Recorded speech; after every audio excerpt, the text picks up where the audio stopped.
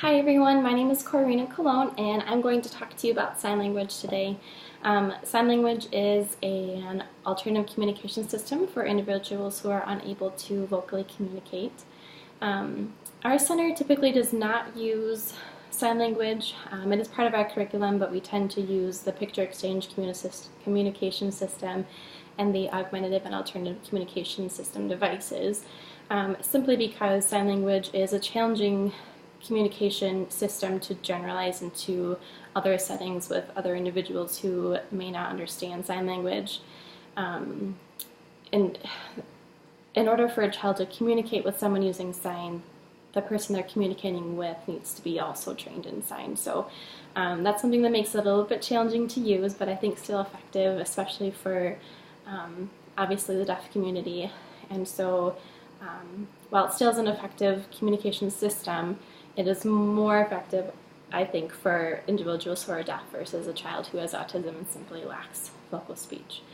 I think it's a great way to start communication, especially, if we think about like baby sign that parents use, because it is that first stage of I communicate to get what I want through a person.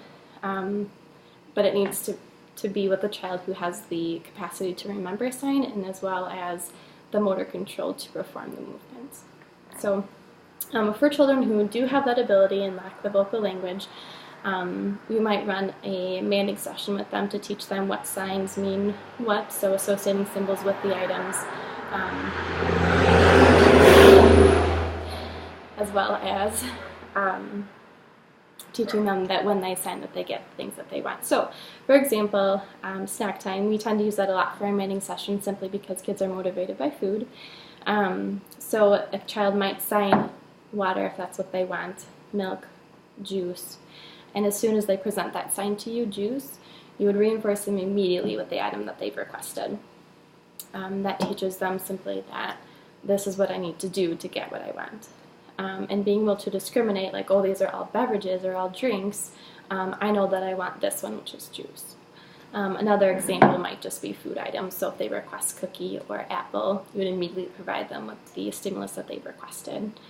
So these are all effective ways to teach labels and the repetition of remembering signs for what items that they want.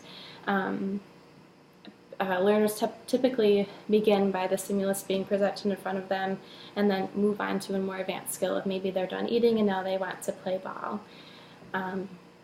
So as I mentioned before, sign language is a great tool for individuals who are unable to produce vocal communication, but it's difficult to generalize into a mainstream community event or school or classroom.